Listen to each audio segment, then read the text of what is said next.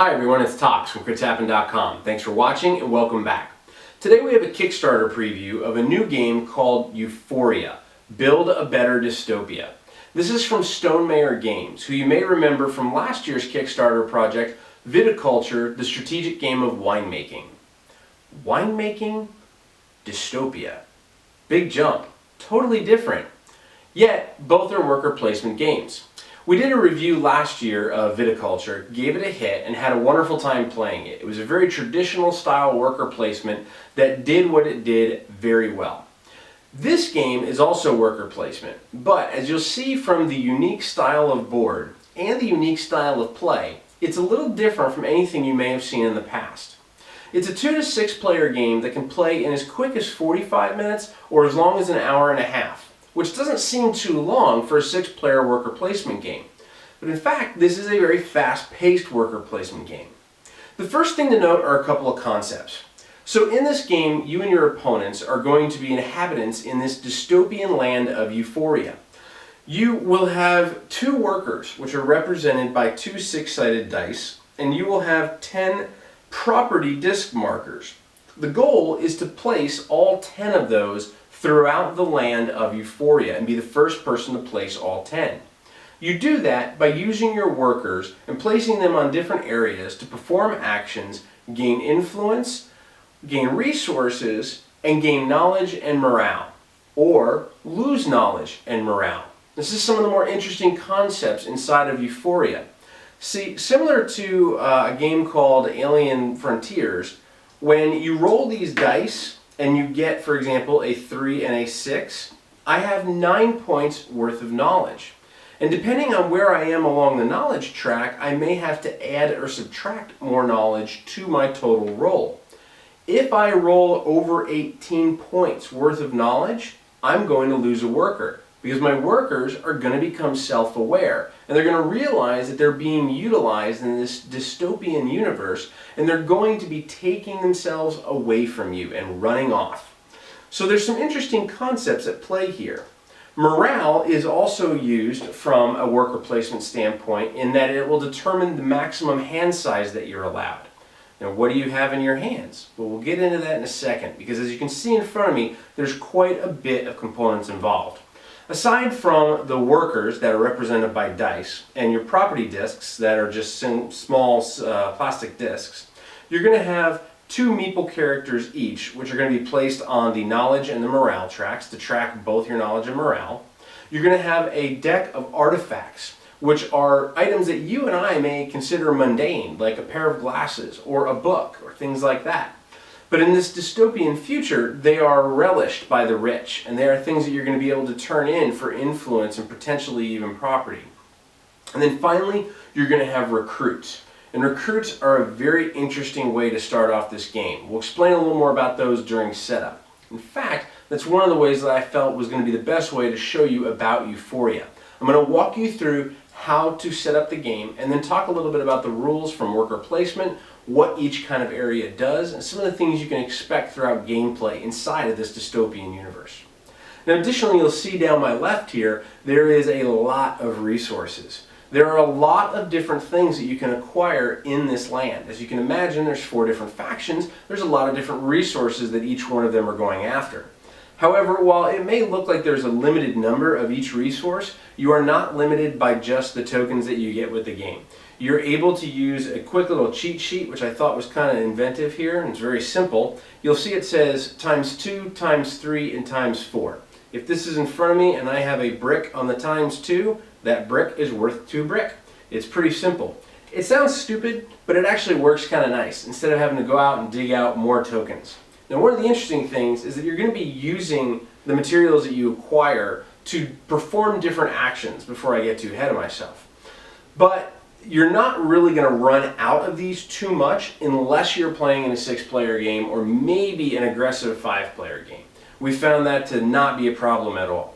So, before we get into anything else, why don't we show you how to set up this dystopian universe. Talk a little bit about the recruits, talk a little bit about the influence track, the knowledge, the morale, and markets, because they're a very, very important part of this land. So come with me. Grab your best dystopian goggles, Get ready to dig underground and go through tunnels in this crazy land called Euphoria. So setup for Euphoria can look a little daunting at first, but hopefully after we walk through this and you see some of the different areas on the board, it'll slowly start to make more sense. First, before we get involved, there's some key terms to understand. In the upper left, there is the morale track with the heart and the knowledge track with the human head and a brain with some gears inside of it. Morale is going to represent the amount of artifact cards you can have in your hand. The knowledge is going to represent how much you will add or subtract to your rolls when you roll your workers, which again are your six-sided dice every time you need to roll. In the lower right here is an allegiance track, and you'll notice that there is a track for all four of the different factions. And the four factions are Euphoria, the Subterraneans, the Wastelanders, and the Ichorites. Now there's a lot happening here, but essentially each area is going to have property ownership areas. So you'll see these stars with the Subterranean territory, the Euphorian territory, the Wasteland territory, and the Ichorite territory. Those are going to be the areas where you're vying to place your ownership tokens. In addition, you'll see these star symbols in some of the markets, and those are going to allow you to place ownership tokens in markets when you go to visit those as well. However, at the beginning of the game, there's only going to be the markets from the Ichorites which are available to use. The others are going to have to be built. We'll talk a little more about that in a second. But let's set up the resources to start the game. There are 4 different commodities and 3 different resources inside of Euphoria. The first of the 4 commodities are these little energy tokens that look like lightning bolts. These are provided by the Euphorian generator, and we're just going to place them here next to the generator, right here in this area.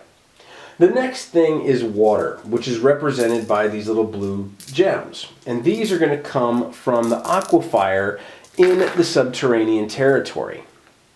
Next, you're going to have food, which here are little orange carrots, but look to be represented by peaches possibly in the symbols. So again, this is a beta copy of the game. Doesn't necessarily mean these are going to be the exact meeples that you'll get or the wooden blocks that you'll get. But these are provided by the Wastelanders farm, so we're going to put those next to there. And then finally is one of the more creative terms I've ever seen for a resource or a commodity inside of a worker placement game. These green gems go up here in the Ichorite's cloud mine, and they represent bliss. Yes, in Euphoria, you can mine and harvest and utilize bliss. Next, you're going to have 3 different resources. The first of which is gold, which is represented by these bricks. This is available by using the Euphorian tunnel. We'll talk a little bit more about tunnels in a second. Then you have stone, which is provided by using the subterranean tunnel. So we're going to put that right here. You'll notice that each tunnel will start in one area and go to another. So this one goes from subterranean to wasteland. The next and the final resource is clay, which you will get from the Wastelanders tunnel that goes from wasteland to Euphoria. And then the gold comes from the Euphorian tunnel going into the subterranean area. Tunnels are a very key part of the game. We'll talk about them in a little bit more detail in a second. So you may be wondering, what are these additional resource cubes for? Well, they're not resource cubes. They're progress markers. You're going to place one on the start track of each tunnel. And as you progress and use the tunnels, you're going to move those forward. Then in addition, you're going to put one on each of the symbols for each of the factions on the allegiance track. And you'll notice that the allegiance track has small individual areas to move these resource markers along, but in addition they have larger areas that give you bonuses depending on which part of the allegiance track you are in. So as you move up the track for the allegiance in Euphoria, you could get extra energy from the generator, extra water from the aquifer for the subterraneans, extra food from the farm, and extra bliss from the cloud mines. Those are going to come in play with your recruits. So let's talk a little bit about recruits as the next part of the game. This is a very key opening part of the game. Each player is going to be dealt 4 different recruits to begin the game. And in this case, I have one of each type. I have a gossip, a fireman, a gambler, and an archivist. So I have to choose 2 of these 4 to be one as my active recruit and one as my hidden recruit. And we'll talk a little bit more about that and what that means. Let's take a look at what we have though. We have a gossip, which is an Icarite recruit. And it says when you bump another player's worker using a worker with higher knowledge, that player gains 1 knowledge and you gain 2 morale. Now again, you may think that's bad giving somebody knowledge, but remember, the higher your knowledge, the potential it is for them to lose workers. So that could be really powerful. The fireman is a Euphorian recruit. He says when you place an ownership token, you may discard 1 artifact card to lose 1 knowledge, gain 1 morale, and gain 1 energy from the generator. Very, very powerful if you're going to go with a Euphorian strategy. The Gambler is one of my favorite cards. He's a subterranean recruit. He says whenever another player roll results in doubles, meaning at least 2 of their available workers share the same knowledge, you gain 1 of any commodity. And again, the commodities are gold, clay, and stone. And then finally there's the Archivist. When you visit any Wastelander market, which are the ones in the Wasteland area, in addition to the market fee, you may pay any 2 artifact cards to place 1 extra ownership token there. Now this is where the first part of the strategy of the game comes into play. You can only gain the benefits of a recruit when they are face up. So I may choose to say I want the Gambler as my face-up active recruit because every player is going to start the game with 2 workers or 2 6-sided dice. So the odds of them rolling doubles is going to be immediate from the beginning of the game. And then I may choose the Archivist for a mid to late game push, being able to add more of my ownership tokens. But because I've already chosen an active face-up recruit, I have to place the Archivist face down as a hidden recruit. Now what does that mean? Well, as you push this allegiance track forward, towards the end, each area says reveal Euphorian, reveal Subterranean, reveal Wastelander, and reveal Icarite. When they get to those areas, you're going to be allowed to reveal your hidden recruit. And basically, the way the theme works is you have gained enough allegiance with that faction to get this person as part of your team. And now you're going to get the bonuses from them as well. This is a very key strategic point, and you haven't even started the game, because that can help you to surprise people later on in the game. As the first few games you play, you're going to be learning these cards and getting used to them, but I can tell you that they come very quickly. And the nice thing is that there's a lot of different recruits in the game, so it makes for a lot of replayability and choices to make. Now, in addition to my active and my hidden recruit, the remainers are going to be discarded. I'm going to take 10 ownership tokens from the supply, and everyone has a total of 10, no more, no less.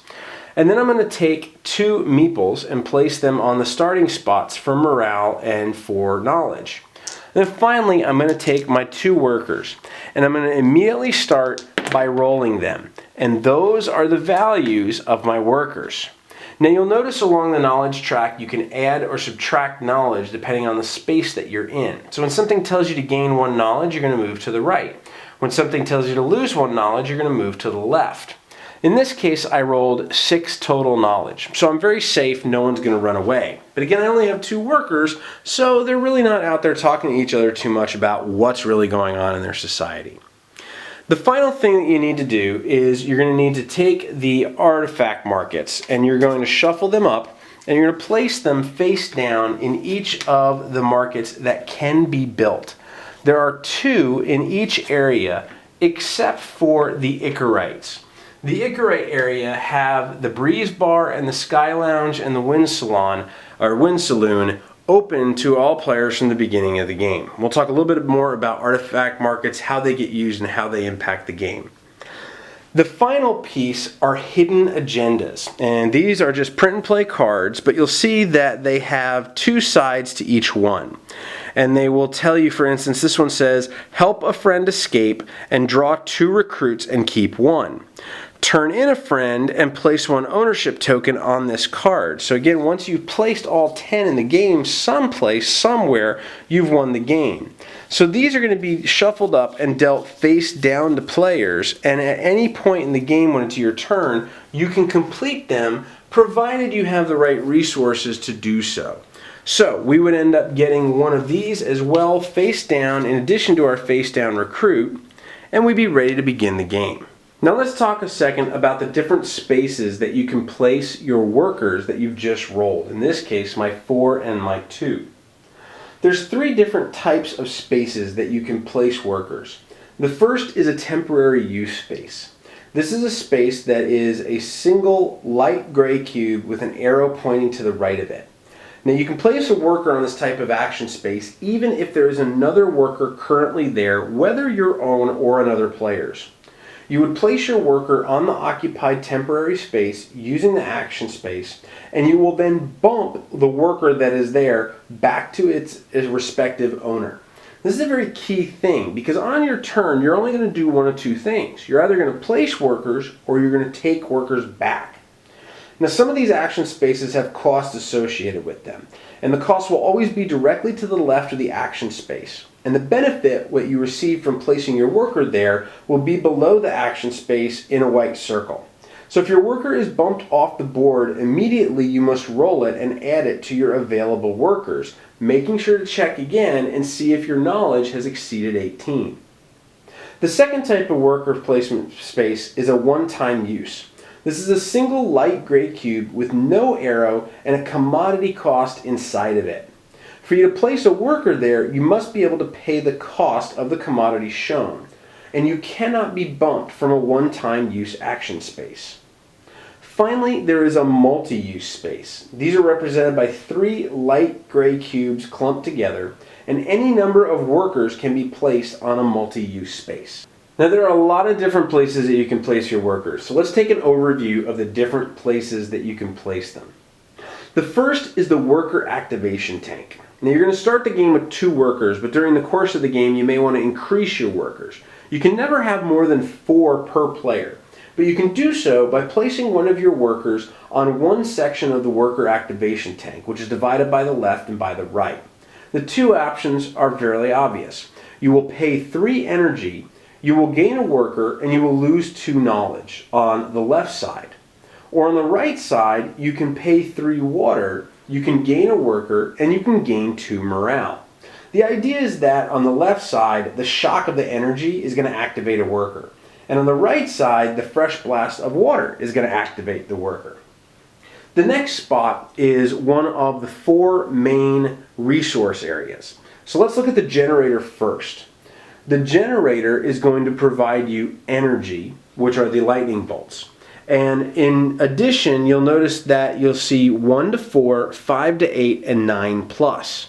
What that results in is the value of the knowledge of the workers placed there. So if I were to place my 4 on the generator, I have a total of 4 knowledge on this area. I would gain 1 energy, and I would move the allegiance for the Euphorians up 1.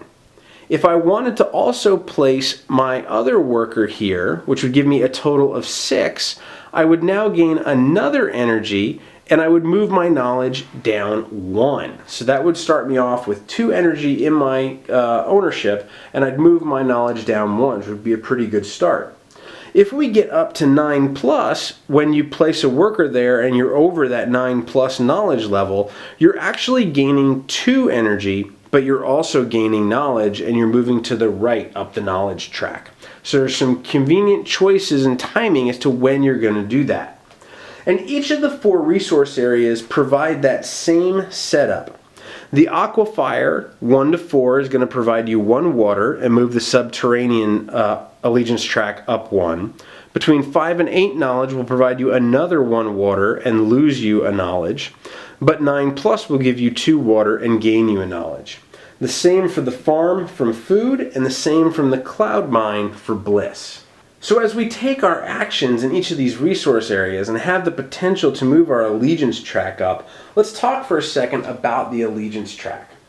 It's not a place where workers are placed, but rather where you track the strength of each allegiance. When players gain the allegiance points, you're going to move the allegiance progress token forward 1 space on the appropriate area. Only players who have active recruits of the allegiance gain the bonus from that allegiance track. So once I move, for example, into the Euphorian area that has this generator and the extra energy, only people who have an active face-up Euphorian recruit can gain that extra energy by going to the generator. So what that means is if I have the Aquafire area of the Allegiance track for the Subterraneans increased up into this area, and I have my Gambler as my active face-up recruit, whenever I go to the Aquafire, the 4 would normally give me 1 water and move this up by 1. But in this case, I would actually get 2. Now, you'll notice that while there's these little spaces to move bit by bit, there are the larger 3 blocks that will cover you for a section. Now, in addition, aside from the first tier giving you additional resources, this is something that's changed. This printed board shows some different symbols than what the final rules actually show. The first tier bonus gives you the additional resource when you utilize that resource area on the board. The second tier bonus actually allows you to do different things than what's printed here on the board, but I'll show you in an overlay from the rules. In the second tier bonus, for the Euphorian territory, when you place a ownership token, you can draw an artifact card. In the Subterranean, same thing. And the same thing all the way down for Wastelander and Icaray. Whenever you place an ownership token in those areas, you're going to be able to draw an additional artifact card. The third tier bonus is the reveal. And what that means is when you reach this area, so let's say we have moved the Euphorian all the way up into this reveal Euphorian area, each player with a hidden Euphorian recruit or recruits activates that recruit. So anyone you had that was face down now gets flipped face over, and you start to use their benefits as well. And then the final tier, which is after you've moved it up 11 points, is very interesting. This has the star, which again is for ownership tokens. This says place an ownership token for each of your active recruits on this tier based on the allegiance. Meaning that if we reach this area for the Euphorian, and both my active and my hidden were Euphorians, and they're both face up now, I can place 2 ownership tokens on this spot. That's, again, part of the strategic choices at the beginning of the game impacting the later part of the game. Let's talk for a second now about tunnels. As mentioned earlier, there's a tunnel going from Euphoria to Subterranea, from Subterranea to Wastelands, and from the Wastelands to Euphoria. Obviously the Icarites are in the air from Zeppelins. They don't have a tunnel. They have this additional space right here which says available upon completion of the Icarite Allegiance track only. So you have to finish the Allegiance track to open this space, which would then, as a temporary space, allow you to net 3 bliss just from going there. But tunnels of all the various factions are trying to tunnel into the other areas of the world and gain access to their enemies' commodities. Along the way, they're going to be able to collect the resources associated with each tunnel and unearth artifacts. This symbol that you'll see of the blue card with the purple hexagon on the back is the artifact cards. If they reach their goal and complete the tunnel, players with recruits of that faction gain special access to their enemy's commodities. Now what that means is if a Euphorian tunnel is completed, then if I have a Euphorian recruit, I can start to use this area. Aside from being able to dig in the tunnel and get gold or artifacts, I'm then going to have access to water by placing it in that temporary spot. And remember, even though I've placed someone there and I may have gained 3 water, I could potentially bump my own worker and bring that back to me and have to roll to get a new value, or someone else could bump me off as well. So temporary spots, while powerful, also mean that you could be seeing your workers come back to you before you're ready to take them back. Now, in terms of tunnel actions, to dig on a tunnel, you're going to place your worker on a temporary use action space on a tunnel of your choice and pay the cost to the left of the action space. So let's say, for example, I had my 2 and my 4 again, and I wanted to put my 2 on this dig action space. I would need to spend 1 energy from my personal supply. So in order to start off the game like this, I could potentially put my 4 here, gain 1 energy, move the Euphorian Allegiance track up 1 point, and then place a worker on the tunnel dig space, spending that energy, which would put it back in the generator's supply, moving the progress token ahead 1 space, and either gaining a gold or gaining an artifact card. Now, why do I want artifact cards? Well, we'll get into that in a second. Why do I want the commodities from the tunnels? Well, you'll notice that next to the markets are a lot of the commodity costs from the use spaces where you can place a worker, but only if I have a stone, only if I have a clay, or only if I have a gold. So the resources are going to allow you to use the tunnels. The tunnels are going to allow you to get commodities, and the commodities are going to allow you to build the markets. Let's talk a little bit about the markets. So the first thing you have to do with a market is you need to construct a market. If you want to contribute to the construction of a market, you need to place a worker in an unoccupied, one-time use action space to the left of that face-down market, and then pay the resource in the middle of the action space. So for example, if I wanted to start to build this, which had 2 clay, I would need to have a clay in my possession. I would need to put my worker on that spot and then pay that clay back to the supply. For a market to be completely constructed, all of the one-time use action spaces on the left of the construction site must be simultaneously occupied by workers.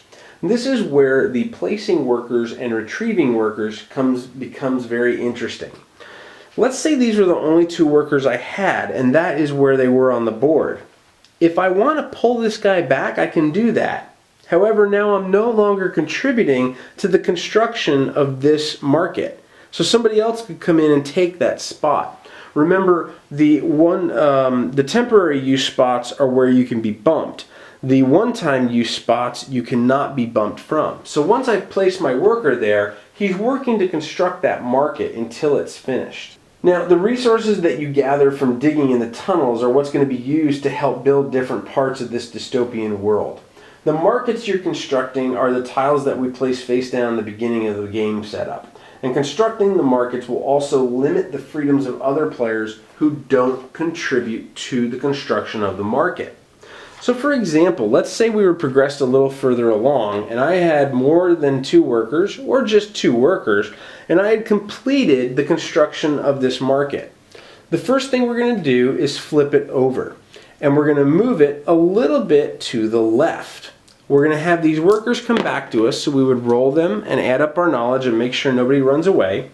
And then we would take one of our ownership tokens and place it on this market to show that I was part of the construction for it.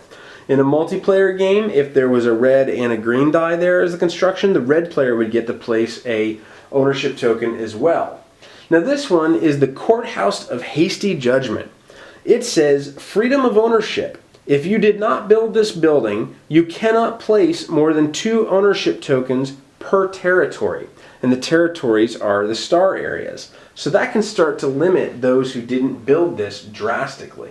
You'll also notice that the market now has a temporary use space.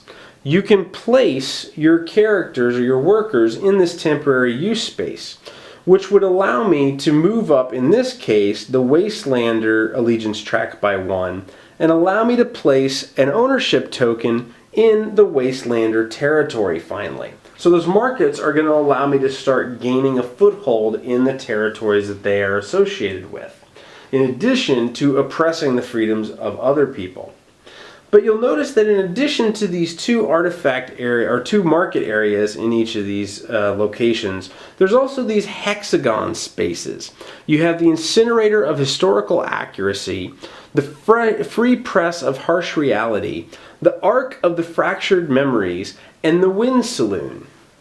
Let's talk about these. These are artifact markets, and unlike the other markets, artifact markets come pre-built at the start of the game.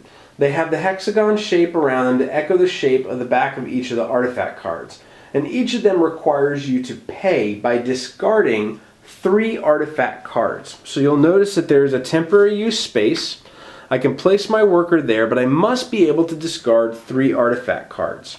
It would then, again, in this case, allow me to move the Wastelander allegiance track up by 1 and allow me to place one of my ownership tokens into the Wasteland territory area. Those are available from the start of the game as the hexagonal artifact markets, But having 3 artifact cards is very hard at the start of the game because, as you can remember, your morale is your maximum hand size, and we start the game with 2. So we need to be able to increase our morale through different actions inside of the game.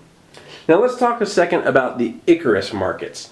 The Icarus markets, aside from the artifact one, the Wind Saloon that's starting the game built and ready to go, these 2 areas, the Breeze Bar and the Sky Lounge, do not have a market placed face down. These are actually constructed from the very beginning. The Breeze Bar allows you to pay 1 of any non-bliss commodity, which is the symbol of 1, and it shows energy, water, or food, plus 1 bliss to advance the Icarite Allegiance 1 level, and to then draw 2 artifact cards. So from the very beginning of the game, I can go ahead and place a worker there, but I have to be able to pay a non-bliss and a bliss to then move up the Icarite Allegiance track and draw 2 artifact cards. Now you'll remember at the start of the game, because of the morale track, our hand limit is 2. If I ever go over that, I just choose which of my artifacts to discard and place them in the discard pile. The whole goal of the Icarites here is you want to be moving up the Allegiance track to potentially reveal the Icarite as a hidden recruit, but also to have access to this available space to gain you 3 bliss just by placing your temporary worker there. And then finally you have the Sky Lounge. The Sky Lounge allows you to pay 1 non-bliss commodity and 1 bliss to advance the Icarite Allegiance 1 level and gain any 2 resources from the gold, the clay, or the stone. And then finally, there is one that's not printed on this version of the game board that I have that is available in the rules for that's posted online. But there's actually a 3rd market called the Nimbus Loft. And that's going to be in between this area. So the Wind Saloon in the final is going to be pushed over a little bit, and there's going to be another market here, a 3rd market.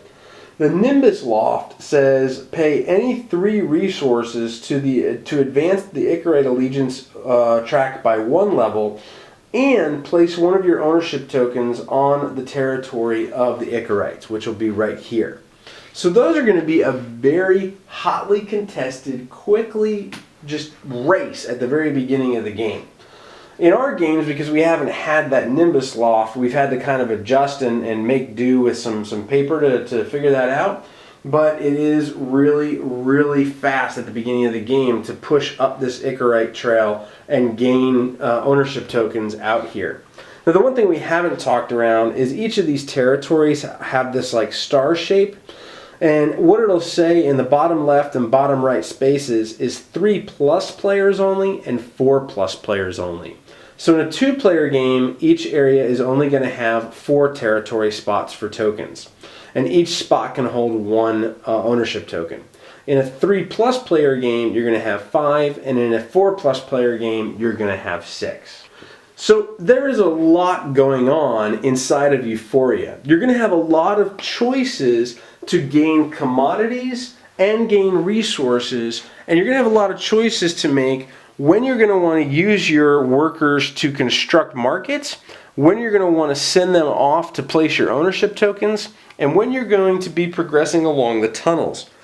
Now, each of the actions that offer you the possibility of increasing your allegiance track takes you down a road of uncertainty. And what I mean by that is, let's say I keep going after energy and gold and pushing along different tracks in the Euphorian territory. And maybe I want to do that so I can build these Euphorian markets. Well, the challenge becomes as this moves up and we hit the reveal Euphorian area, any of my opponents that have a Euphorian as a hidden recruit are then going to flip them over. And that's going to potentially give them a better advantage. And I don't like that. There's a lot of choices and a lot of things to manage. But the fact that you're either placing workers or pulling workers back on your turn. So at the beginning of the game when I had my 4 and my 2, after knowing all these choices, again, like I said, I could go here, gain an energy, move up the Euphorian allegiance track by 1, and then push my guy here onto the tunnel, pay that energy, move the tunnel progress forward 1, and grab a gold. That would be the end of my turn. Then it would be my opponent's turn. Then on my turn I have to choose draw back workers or place workers. Well, I could draw one back or all back. And then as time progresses, you're going to have more workers. You're going to have more workers spread out throughout the board. And you're going to have to start to make decisions on, okay, is it time for me to start placing people into construction sites to build markets and then worry about the remaining ones I have left? Or am I going to take risks of having a lot of workers gaining me commodities and resources, but the risk of rolling too high for knowledge and losing workers as well? So that's Euphoria. Euphoria is a pretty big game to learn, but once you learn it, it's actually quite fast. That's probably the thing that impressed me the most.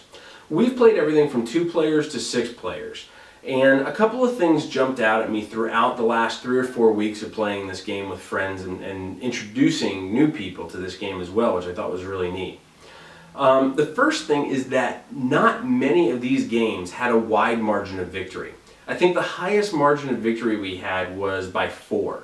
So again, you have 10 discs that you're trying to put out onto the property spaces. So once someone has put their 10th out, the game is over and that person wins. There has not been a big runaway where somebody has all 10 out and people are stuck with like 7 or 8 discs still in their hand. Every game, even the higher player 5 and 6 player games, have been very, very close. There's a lot of options on the board. Not so much that you're going to fall into analysis paralysis, but enough that if somebody's going after the Icarite area, you could let them and you could go after the Euphorian territory. Or somebody may be going after the Wasteland territory, and you may say, okay, I'm going to go after the Subterranean territory. And sooner or later, someone is going to have to make some adjustments. Or sooner or later, the markets are going to make you make adjustments. The markets are a great part of the game.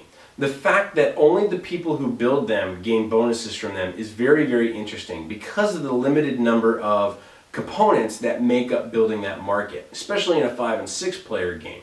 Once somebody gets 1 or 2 pieces on there, there starts to become a push to, ooh, I better get on that and get some piece on there so that I don't get affected negatively by something.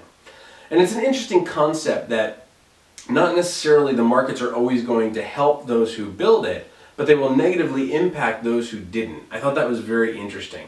I also really, really like the names and the flair and the panache involved with these markets. It really did make me feel like there's this elitist society that's in control of these markets, and here we are, the subterranean or underling dystopian workers just trying to hold on for dear life. I thought that was really, really well done.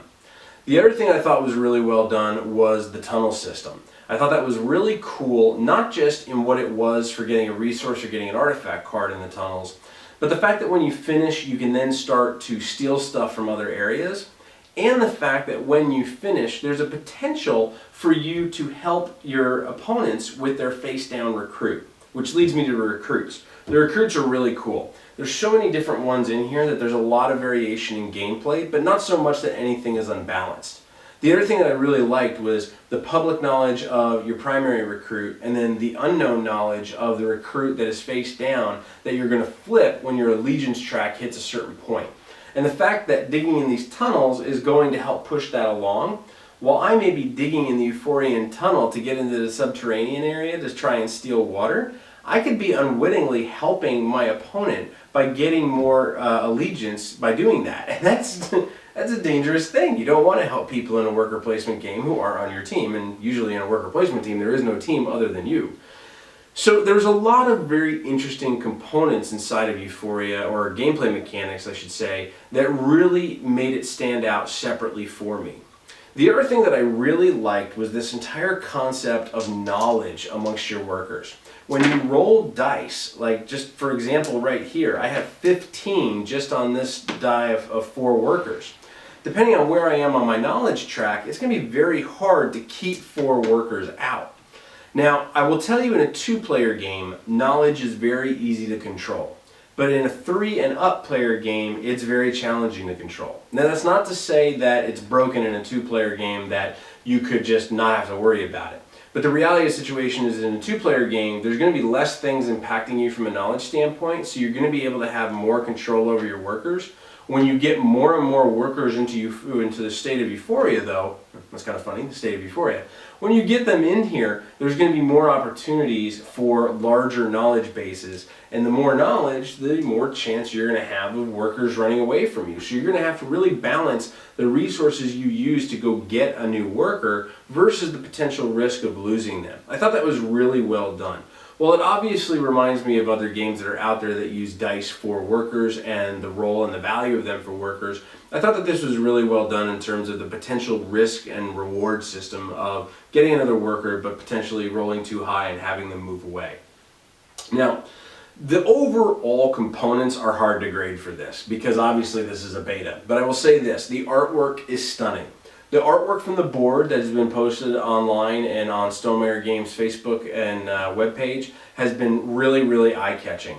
The artwork that I've seen in the rulebook that's downloadable and the artwork that I've seen from some of the files that the Stonemaier Game guys have shared with me is really, really unique and lends itself very, very well to this type of genre. I thought immediately, this is Dystopia. This, if I think Dystopia, this is what it reminds me of.